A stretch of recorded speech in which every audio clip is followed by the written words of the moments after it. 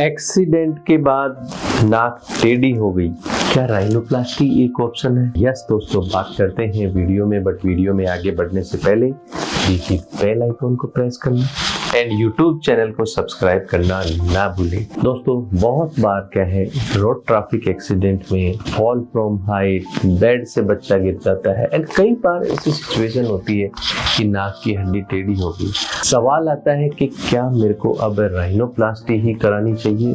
क्या मेरे को अभी करानी चाहिए, क्या मेरे को बाद में करानी चाहिए? दोस्तों जैसे ही क्या है कि हमें चोट लगती है एंड चोट लगने के बाद हमारा बॉडी में, हमारा नोज एक ऐसा ऑर्गन है जो कॉमनेस्ट साइट है जहाँ पे इंजरी होती है, क्योंकि बॉडी में जितनी भी चीजें हैं वो हमारे कैविटी के अंदर होती हैं। ये एक बॉडी से बाहर प्रोजेक्ट है।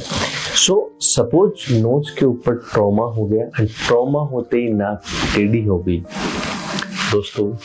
जो उसका गोल्डन हावर्स है, जो उसका बेस्ट टाइम है उसको करेक्ट करने का, जस्ट ट्रॉमा के बाद में अगर हम डॉक्टर के पास जाते ही डॉक्टर ने डायग्नोसिस किया है तो उसी टाइम पे अगर हम उस फ्रैक्चर को रिडक्शन करा के नोज को स्ट्रेट करते हैं तो सबसे बेस्ट टाइम होता है। दोस्तों बहुत बार क्या होता है कि हम डॉक्टर के पास जाते हैं, कोई नोज पे उस टाइम पे इंजरी होती है तो वो बाहर से ब्लीडिंग करना, कंट्रोल करना, सूचर लगाना वो तो हो जाता है, बट बात आती है उस फ्रैक्चर को ठीक करने की। कई बार चिकित्सक उस टाइम पे उसको ठीक करने में सक्षम नहीं होता या बाद में जो है उसको ठीक करने पे टाल दिया जाता है, या कई बार जो पेशेंट है वो रिफ्यूज कर देता है कि नहीं अभी मेरे को नहीं कराना। दूसरे तीसरे चौथे दिन दोस्तों होते होते नाक पे क्या है, स्वेलिंग आ जाती है एंड जो डिफॉर्मिटी अपने को टेढ़ापन उस टाइम पे दिख रहा था वो बाद में नहीं दिखता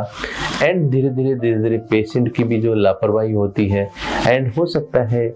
जहाँ पे हमने प्राइमरी ट्रीटमेंट के लिए दिखाया वहाँ पे भी डॉक्टर उस चीज में सक्षम नहीं हो और वो डिलेड हो जाता है। सो दोस्तों अब बात आती है कि जब 7 दिन 8 दिन पे वापस जब हम दिखाते हैं, स्वेलिंग जब थोड़ी सी कम होती है उस टाइम पे अगेन वो जो है डेविएशन, नाक का टेढ़ापन जब हमें दिखने लगता है तो दोस्तों उस टाइम पे हम जागते हैं कि क्या हम इसको अभी कराएं। सो दोस्तों अगेन बात यह है कि जब कम से कम 3 हफ्ते या 4 हफ्ते बाद जब नाक की पूर्णतः जब स्वेलिंग ठीक हो जाती है,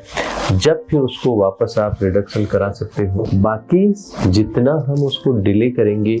उतना ही दोस्तों क्या है कि नाक की जो है बोन है वो टेढ़ी मेढ़ी जैसी भी है वो जुड़ जाएगी, उसको रीफ्रैक्चर करके स्ट्रेट करना पड़ेगा। इसलिए क्या है, अगर नाक का एक्सीडेंट अगर आपका हो गया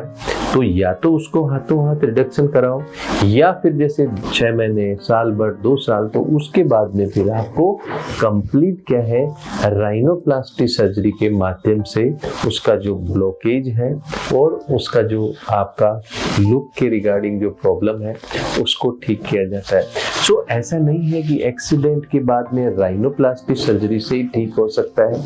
अगर आपने इमीडिएट एक्सीडेंट के टाइम पे अगर आप सजग हैं, अगर बच्चे का कोई एक्सीडेंट या कोई ट्रॉमा नोज पे हो गया तो तुरंत क्या है एक्सरे, एक नेजल बोन करा के अगर डॉक्टर ने बताया तो तुरंत उसको ठीक करा सकते हैं, नहीं तो फिर लेटर राइनोप्लास्टी ही एक ऑप्शन है उसको ठीक करने का। Thank you.